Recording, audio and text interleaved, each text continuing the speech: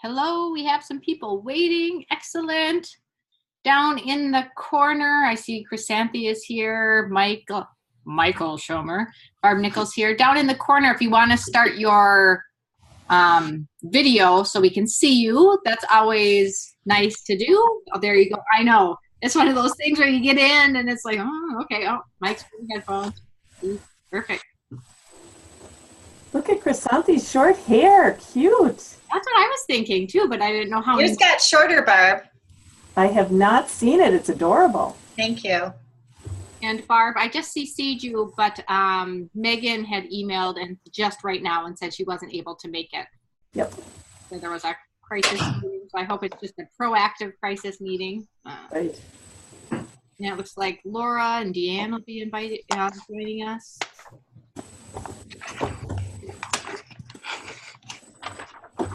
Laura's just joining us and Deanne. Perfect. Deanne, down in the corner, there's a little camera there too, where you can start and stop the video. So if you need to stop it, it's right down in the corner there. And if you need to start it, we always love to see your smiling faces, which is kind of one of the nice things. And it looks like some people have also found that mute button, which is right next to it down here. Yay. And then Chelsea also should be joining us. So we will jump right in and get started. Thank you to those of us who are able to join us. Deanne brought, is that coffee? Oh, it's a big mug of coffee. I know. I'm sad it's my last day of using my Earth Day mug. Oh, it's my second cups. I don't know. We will jump right in. Barb Nickel will actually be leading most of the discussion. My name is Amy Tremblay. I help facilitate these coffee chats. We have one more coffee chat coming up in May. We hope you join us just to recap what all the great things that happened at Spring Conference. And if you weren't able to make it, you can come listen in and hear about all the great things that happened as well. We'll do quick introductions. Let us know who you are, what district you're with. And then also, Deanne, you might want to fix your camera. There you go. Yeah. And there is a turn off button down here if you want to turn it off there. But don't. You're with, and then where you are at in interest level or on the APR continuum. So I'm Amy Tremblay. I work for a collective impact education group called Partner for Student Success in the Central Minnesota area. And I honestly have never considered getting my APR. I don't have a communications background, so it's definitely as far as like an education perspective. So it'll be interesting for me to listen in and see if it's something I should even consider. Mike, why don't we go right next door to you? Hey guys, Mike up here in Elk River, ISD 728, and kind of getting near that time where I'm thinking about doing it. I'm ending up my third year here, so just kind of thinking it's probably the next step. And I see Chelsea just joined us. Chelsea, there's a little stop and start video down in the bottom corner there. Hey, you're there. We're doing quick introductions. Chrysanthi, why don't you go ahead and introduce yourself? Sure. Hi, Chrysanthi Sikla, Northwest Suburban Integration School District. I have been working on my APR off and on for several years, many years in fact, and my excuse is life just keeps getting in the way. So hopefully can get life out of the way to focus on that, get it done. And Deanne. Deanne Conrad, Sioux Falls School District in South Dakota. I got my APR in 2011 and just happy to share any little nuggets I can with those of you who are waiting to be inspired. Perfect. Chelsea, do you want to go ahead and share? Your mute is on right now. Yep. Okay, perfect. I'm Chelsea Jenke. I work with CEO Marketing, PR, and Design, and I'm interested in it. I've thought about it for quite a while, but I think someone else said life gets in the way. I agree. I have 2 little kids, so, and a full-time job. So, but I'm really interested in pursuing it and looking at what the time frame I could probably fit it in would be. So, did you ask any other questions besides that? It was perfect. You okay? Thanks. Right Laura. Hello, Laura Lindquist with the Buffalo Hanover Montrose School District, and I started the process back in 2011, and like you said, life does get in the way. I was pregnant and so many other things that made everything go wrong. And finally, in 2013, I received my APR credentials. So just here to listen in and give any advice that's needed. Perfect. Thanks for joining us. And we'll end and start with Barb. So Barb will introduce herself and then take away with the conversation. Sounds great. Good morning, everybody. I didn't bring enough coffee, so I might slow down a little bit halfway through. So I got my APR in 1994. It was a slightly different process than there are many organizations that are part of the overarching Universal Accreditation Board that provides the APR. And so back in that day, NSPRA had its own accreditation process, PRSA had its own, a number of others did too. And in the late 90s, they all said, this is a bunch of hooey, we should do it together as one PR industry. And so now we have the APR. And so the only real difference between then and now is the questions are broader, where back in the day when it was just NSPRA, the questions were mostly about school PR. So I actually think this is a better process now because you're being challenged to think about things that are maybe a little bit outside our boundaries and actually help us, I think, do our jobs. So so what I wanted to do, and I asked Deanne and Laura to join us, so because I think since mine was so long ago, I understand the process really well, but in terms of, tips and ideas for how to get through it, mine was a long time ago. So they've been through it more recently and can tell you what they went through. And as they've noted, life does get in the way, and it does for everyone. You may have noticed that I often will post on the MINSPRA Facebook page, not just things about getting your APR in general, but there's a blog. It's actually through PRSA, but a lot of people will write about their APR journey in that blog, and they will offer tips through that. So whatever the best way is for me to link, I want to send that link to all of you because I think scanning some of those can really give you some good ideas about, because everybody's journey is different. So just, I'm going to remind people too, Barb, if there are questions that you don't want to interrupt that pop in your head, or you have links or resources, there's a little chat button.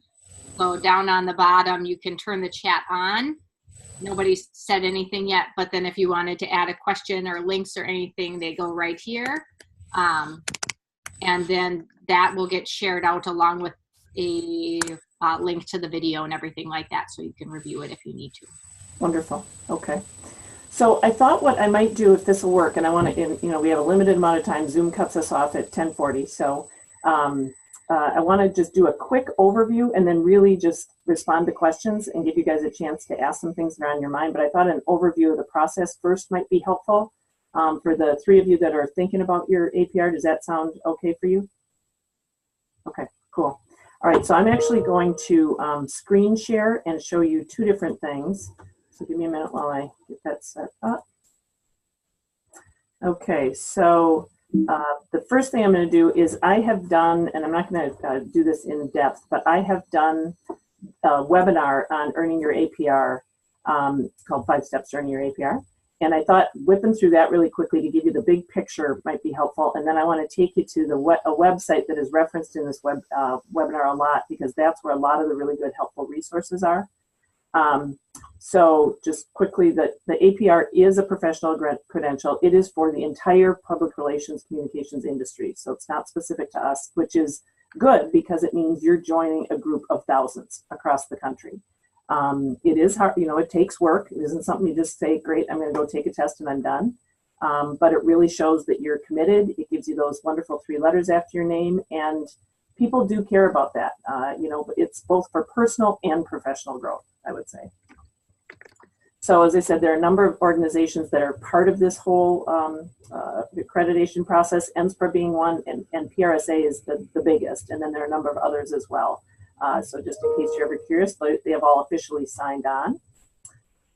You don't have to have a minimum number of years of experience in order to earn the APR. Most people recommend that you have at least 5 years, and it really has more to do with when do you feel like you're starting to, or have been for a while, offer strategic insights and counsel and or want to build that part of your practice up.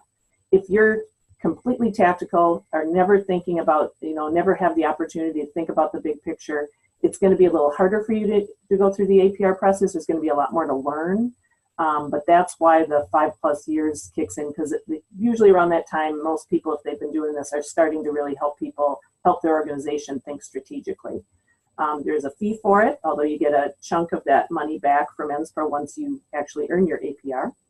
And it's good for life. There's some minimal things you have to do to continue it, but it's not, unless you're living under a rock in terms of your professional development, maintaining your APR is not hard to do. So I always say there are 5 steps to it, and these are the ones that I want to just quickly whip through and then let you guys ask your questions. So the first thing is you apply, and this is actually the easy part. There is an application form that just asks you basic information about yourself, where you live, where you work, etc. Not much to it at all. I recommend that you actually don't submit that application until you feel you're pretty well prepared to do the steps that I'm going to talk about after this. Because once you submit that application, and within like a couple of weeks, they approve the application. And once that application is approved, the clock starts ticking. You have 1 year to finish. So rather than fill out the application and then start looking over the materials, preparing and everything, I say do everything else I'm about to tell you first, then do the application. So the big thing that you do is you study. And this website I'm going to take you to in a minute, but there are a lot of resources on that website. There's also a list of books that most people will get maybe 1 or 2 books off of this little list of books that they have on the bookshelf. Some will go further, but there's a whole process that you can go through to study for it. You can do it on your own. There are beyond those of us on the call right now, I know there are others who are also thinking about their APR, just weren't able to join today or had other things going on. And I would say if you're really serious about this and feel like you do well in a group, you might want to reach out to others and study with them. Some people like to do it completely on their own. That's really a judgment call. But I want to say both Laura and Deanne, you guys were in the APR Academy that we had, right? You were too, weren't you, Laura? Nod your head? Yes. Okay, cool. Yes, I think it was one of the best things, and I if they had it to offer again, I would recommend you guys getting involved with that. I think that's what really helped me get focused, and I think Deanne, you were in that too. Deanne, you're muted.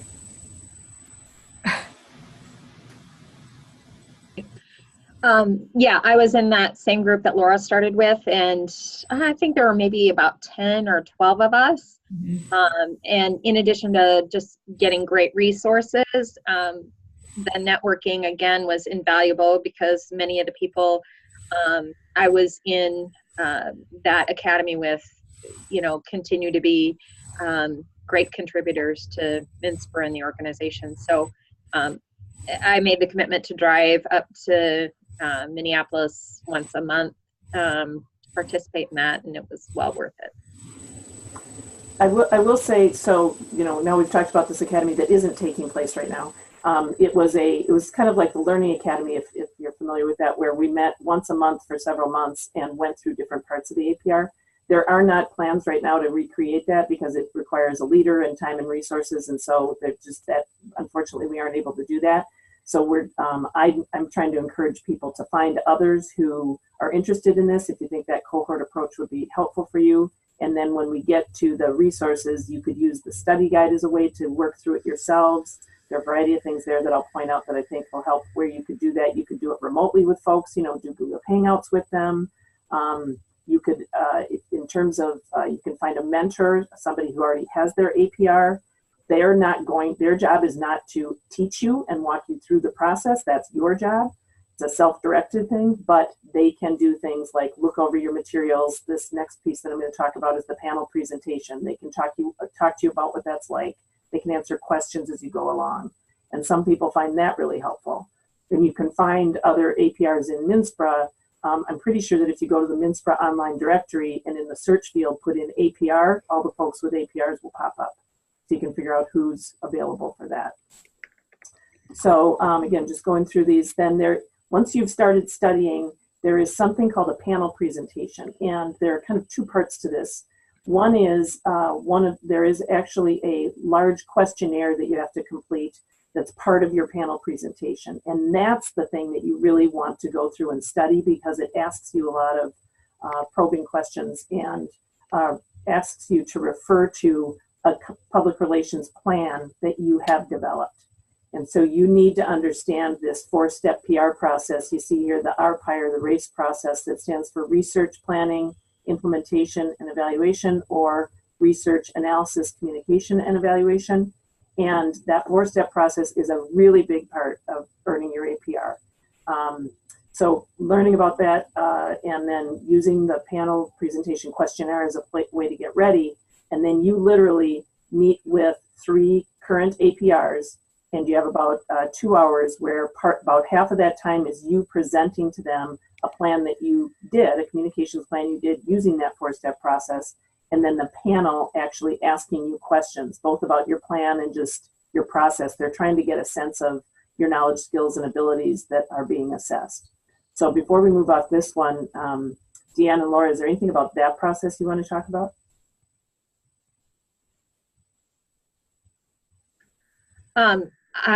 My panel was the questions were very good, got to the heart of, did I know what I was doing with the communications plan, and did I get to, or could I explain why each step was important and what I found in the process of researching and analyzing, that type of thing. It was nerve-wracking, but it was a good process, and the questions I asked were really good in prepping me for realizing what really is important in terms of developing a communications plan. I think it was nerve-wracking, but I think if you pick a project that you've done that you kind of know inside and out, we're well prepared for it. I think one of the things I did was outside of the group, I had met with somebody else who had gotten their APR, and she kind of went over her portfolio and materials kind of with me to show me what she had done. And I found that extremely helpful to know what I needed to put into it and how I needed to prepare going into it. And they're not there to see you fail. They want to see you do your best. And so, they're not going to try to ask you questions to trip you up or anything like that. I found it a very good process. And I will say on the panel, they could be MINSPRA members, or they might not be, because we have a lot of PRSA accredited folks here. It's basically whoever sets up the panel, which usually is through Karen, well, would have been Karen Klein's at NSPRA. Now she's leaving and someone else is going to move into that position. But NSPRA sort of coordinates with people here to get a 3-person panel for your for this panel presentation. And it depends on, when you're available, when they're available. So they could be, it could be somebody who works at Target in PR. But as Laura said, they want you to succeed. They are not hoping for you to fail. So let me just, like I said, skip through these other steps, and then we can get into, I want to share that website and get into other questions. So once the panel that you present to, excuse me, their job is to determine if they think you should advance to this next step. You don't take this computer-based examination until they've advanced you to the next step, which means they have a scoring rubric that they use. It's not just some arbitrary decision they make, where they say, yep, we think that he or she is ready, you move on. And then this is a additional study prep you want to do. It's some of the same kinds of things on a computer-based examination. Some are different. There are some case studies where it will give you in a paragraph or two some information, and then it will give you some choices about what would you do. And it's not designed to trick you, but they are challenging questions. But they aren't trying to throw in some zingers to try to get you to screw up. There are also some things that they're pure facts, like some history, some legal questions. Some ethical questions based on the code of ethics. And so it's a mixture of kinds of things on that exam, but it is multiple choice. You have almost 4 hours to complete it. The advice that I've heard most often from people is make sure you sleep the night before and eat before you go. And it's something where there are a lot of these local test sites. It's kind of like where you take an SAT or any kind of an online test. They give lots of different tests at these Prometric sites. You would just sign up for the APR test. And you find out right when you're done there on a screen the preliminary, either you passed or you didn't pass. And then the final result actually is mailed to you a few weeks later. Lauren, Deanne, anything you want to say about that one before we go to the last one? I agree about the eating part because I was pregnant when I took it the first. I had to go 2 times. I missed it just by a few questions on the first go around, but I was about 8 months pregnant when I took the test the first time and was completely famished. So, but it's challenging for sure. I would add to, don't drink a big mug of coffee like this. 'Cause, yeah, that's not a good thing. Yeah, the computer-based exam, I went through, and this is just something I do whenever I'm in a testing situation like that. I went through and answered all the ones that I definitely knew, then came back and spent my time on the ones that the answers were very similar, but you had to really think through it. And Barb's right. It's about good PR, not necessarily good school PR, but just good PR practices across the board. And so you do have to go into it with the mindset that it's not just going to be asking about what we deal with on an everyday basis, but what other industries deal with as well. But it's a very expansive list of questions. And ultimately, yes, I think it does prepare you more for PR than just school PRs. Cool. So the last, so this is, I'm actually going to get into this when I show the website, but overarching both the panel presentation and the computer-based exam, but especially the computer-based exam, it is testing your knowledge, skills, and abilities in these areas that you see listed on the screen. And the percentage that you see there is how much of the exam is on that particular area. So again, you can, if you look at the first item, 1/3 of what they're assessing is how well do you understand this 4-step PR planning process. That you always start with research, that you don't jump to tactics. And then after the research, you actually develop a plan. You analyze your research and make a plan. And then after that, you implement or communicate your plan, and then you end with evaluation. And you need to really understand those steps and demonstrate it on the panel and be able to speak to it on the computer-based exam. So, and then you can see the other areas that are listed there on the website. They actually give a little more detail, so I want to get to that. Once you get your APR, as I said, it's super easy to maintain it. It basically, every 3 years, you send in $50 and there's a form you fill out, but you have to show that you have done continuing ed, like going to conferences, being in PR webinars, whatever. Professionalism is another area you could do where perhaps you're serving on the board or different ways of contributing to the organization. And then public service would be if you did any, say, pro bono help, or maybe you wrote a plan for your neighborhood Rotary or something like that. But truly, unless you just go to work and go home every day and never do anything outside your bubble, it is not hard to maintain once you do it. And it's good for you. I mean, it shows lifelong learning. So I want to go to, and it looks like, Amy, am I reading that right? That the numbers show that more people are joining us? Oh, that's a great question. Amy? Yeah, let me check. Okay. So they're not popping up. You can all see who I can see because they're right here on my desktop. No, I don't see any new people. Okay. I wasn't sure. This thing keeps popping up and saying more 12, and I don't know what that means. But okay. Anyway, so this website is the one you want to commit to memory. It's praccreditation.org, all one word. So praccreditation.org. And this is where all the resources and tips that you will need are. So once you get to this page, you go to the Apply tab and you click down to APR. And it gives sort of an overview here of what the APR is, but if you scroll down, it has all these resource links here. And so these are things that will be super helpful to you. This KSA's competencies thing is an actual chart that breaks down those, I think it was 7 areas that I just had on the screen, and tells you specific things that you're going to be assessed on in those areas. I think that's a very helpful link to do.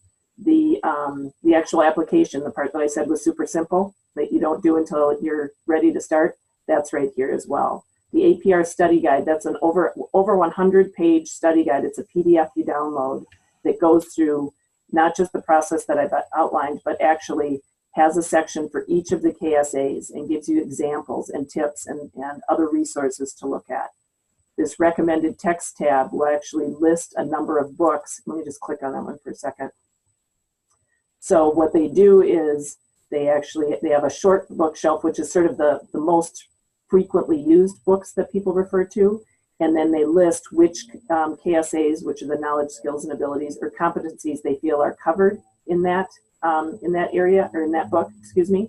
So if you know, for instance, that as you've looked at the KSAs, that applying ethics and law is an area that you feel like you don't know very well, you look at this list and you go, oh, okay, well, applying ethics and law looks like it's covered in this book. So this gives you some tips about which ones to use. I would say that most people, the majority of folks, do this Cutlip and Center's Effective Public Relations. And many people only use that in the APR study guide. Some will also fill in with either some of these from the shorter bookshelf or longer bookshelf. Not required, totally up to you, independent learning, figuring out what your areas are where you need to fill in. The other things that are on here that I think are super helpful to look at, there is an online study course that you can sign up for. So if you want to find a cohort, some other way other than through MNSPRA, there is a fee. I can't remember what the fee is, but you can actually sign up and then you kind of go through it together, both on your own time, but then there are times where you're chatting with one another. There's a facilitator. A lot of APRs actually present through that. A lot of people find that very helpful. The panel presentation I talked about, the instructions are here. The questionnaire you have to fill out is here. There's also a demonstration of the computer-based exam that you can do here, where it just sort of walks you through it so you get a sense of what that's like. There's some sample questions, additional sample questions from the computer-based exam. So I think those were some of the main things I wanted to show on this website. So I'm going to stop sharing now so we can all see one another again. And oh my goodness, there are a whole bunch of chatting things going on here they didn't know about. So I'm going to shut up now and want to hear what kinds of questions you guys have. And I'm also going to look at the chat and see if there's something I can add there.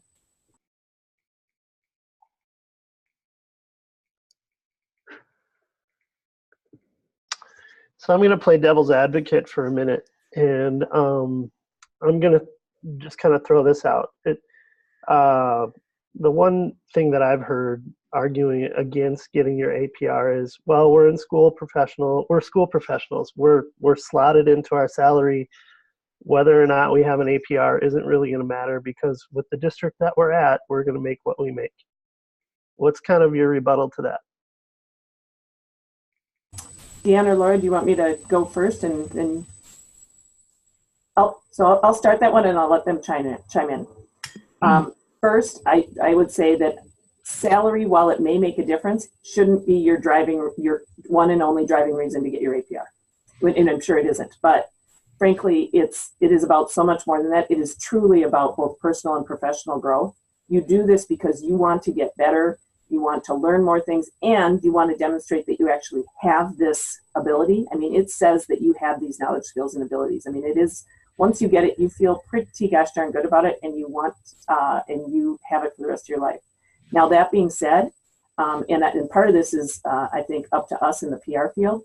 We need to make sure that hiring managers, HR folks, and others understand the value of the APR, and that when able, that we say things like APR preferred or APR required in job descriptions, which is something we have to take to HR people so they understand, because they aren't, they don't know the ins and outs of every field to know that kind of stuff.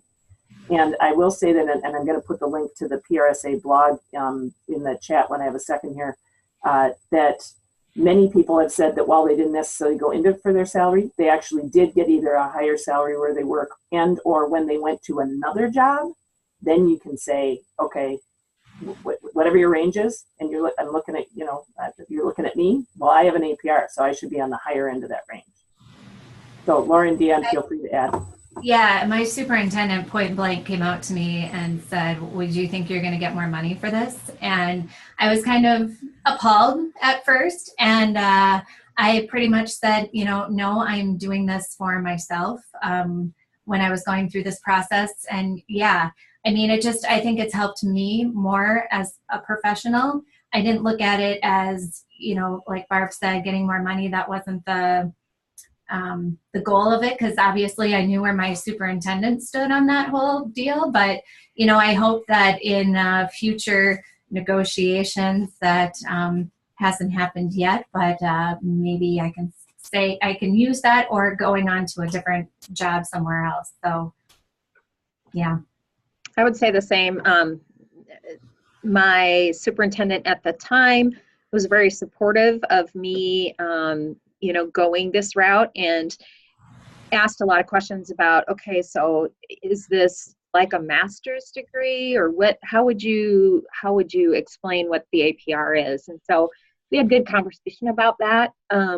I did not go into it either to get a pay raise, and did not end up with a pay raise, but I think what I was able to bring to conversations, because of the, you know, really slowing down and understanding the research, analyzing, communicating, and evaluating process, I was able to bring more to the table in terms of, you know, large projects that we were doing, and asking some of those pointed questions, saying, you know, that seems like a tactic to me. We need to back up a little bit and talk, you know, about some of these other steps before we get to actually, you know, creating the PowerPoint or whatever the presentation was about. So I think for me, it brought a level of professionalism to the conversations, and to what I was able to, you know, give in terms of my involvement on cabinet or on other large projects that we were working on. Barb, I don't know if you saw. Oh, yep, you did. Chelsea, Yeah. right So I up. just saw those, and I answered all of them except for one. So if I didn't go in depth enough, Chelsea, on those, let me know. The one I didn't do was, how did you pick your projects? And so it's one plan you present. It's not a variety, and it needs to be one that you feel good about. It doesn't necessarily need to have been successful, but you will need to show what you learned from it and how you would do things differently from that.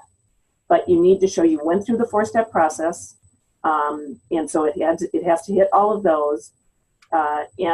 So you should do one where you feel like, okay, I know this plan, I can present on it, I can justify how I went through the 4 steps. I mean, a lot of people do referendum campaigns, but that's just because we all have them and you end up going through all that stuff. But it could be on anything. It could be on marketing your schools. It could be on handling a crisis, just so long as you went through the 4 steps. I cannot say that enough times. Either of you guys have anything to add on that? I just have a really ignorant question, being outside of the PR world. Is it something that, like going through the 4-step process, that I identified while I was doing my project? Or maybe I could go back and say, okay, here's the R, I did that, I did that, I did that. Does that question make sense? Yep. So I would say you could go back and apply the process to something you already did. You would not say that that's what you did in your panel presentation, because the whole point, again, is that now everything I do, I always back people up and go, even if it's something small. Somebody will say, okay, and then, you know, people always come to you with tactics. They'll say, great, okay, I want to do a video to help recruit teachers. And I'll say, okay, let's back up and talk about why, what research do we have, what's important, and then we may end up saying, guess what, you don't really need a video, you need an online chat, you know, who knows. But so the point is to really get that ingrained in your system, that whatever you're doing, you go through those steps. You start with research, you develop your plan, you implement, and you evaluate. Great. We have about 5 minutes left, just so people know. So if there are things we still need to get to, Barb, and I pretty much said, I wanted to make sure I went through that overview, so I really want to respond to questions you guys have about this. While you're thinking, there is a lot involved, but don't let that stop you. It is so personally and professionally rewarding to go through, and truly really good for your work. It helps you be better at your job, and ultimately that's what you want. So like I said, I put that blog in the chat, and it just, new people add to that blog all the time. And so just keep going back to it, and it has great tips from people about how they got through it. If I can offer a little tip, one of the things I did with all those resources that Barb was pointing out on, I mean, going through the test questions and some of those things, that's huge, because it's exactly like what the computer test is going to be like. One of the things that I did, aside from the APR study guide, was that Cutlip and Center book. That is the one that I poured through. I bought little index binder things, and I pretty much cataloged every chapter and highlighted the important things. So I'd write down some of the items, and then on the back side, I would write what it meant. So anytime I had a spare moment, I was pulling these out, like at meetings, just kind of flipping through them and reading and going over stuff and kind of quizzing myself on things. So I found these things to be super helpful. I would add that life was happening to me as well. I had 3 kids at the time under the age of 5. And so I left the house and went to our local library to do my studying, locking myself in a conference room there or a meeting room there. And I did that once a week and just took 2 hours and did my studying and got everything up to where I thought it needed to be. And yeah, it is difficult, but it's a very gratifying and rewarding experience once you're finished with it. So I think it's hard to do because there's a lot to know, but I look back on that and it's one of the things that I'm super proud of doing. And you know, it's like all things in high school, I didn't pay as much attention to history as I should have. And now I'm reading a ton about different points in our history. And this is one of those things too, where I did it and I learned it, but gosh, going back and reminding myself of all the KSAs and why we do what we do. I've been doing it now, the processes for several years, and I should go back and just like refresh and make sure that I am staying true to the practice. I will say too, if you, Chelsea, I think asked about the pass rate. You can do it. It's not one and done. So if you go through the panel presentation and you aren't advanced, you actually can do another panel presentation. There's a waiting period. I can't remember exactly what it is. It's on that website. But usually your panel will give you some tips about where they thought you should study and what areas they thought you needed more work on. So you can then do it again. And the same with the computer-based exam. I mean, there are people who've taken it a couple of times. Many people have said that they passed the second time, not the first, because they didn't think about it as seriously the first time. And so just know that you do have that option. You have that 1-year window from the application, but sometimes you can extend that if you need to, especially if you're showing they're progressing. They just don't want people to apply and then, leave everything till the last minute. Perfect. So who's going to round up? Michael? Santhi, you're going to get a group started? Is that kind of Chelsea's already? I have no skin in the game, so I can, do Barb's job of recruitment. And but it looks like, according to the side chat too, Andrew Hagan and Jennifer Valley are in a group. I know that one of the women who couldn't join us, Megan Field, was interested in listening today. She's from New London Spicer, as well as I know Tammy Deland has to say she's very interested as well. So maybe in some sort of amalgamated online / virtual / in-person group to get people going through the process and helping support would be ideal. We can push that out on Facebook again and get people to sign up.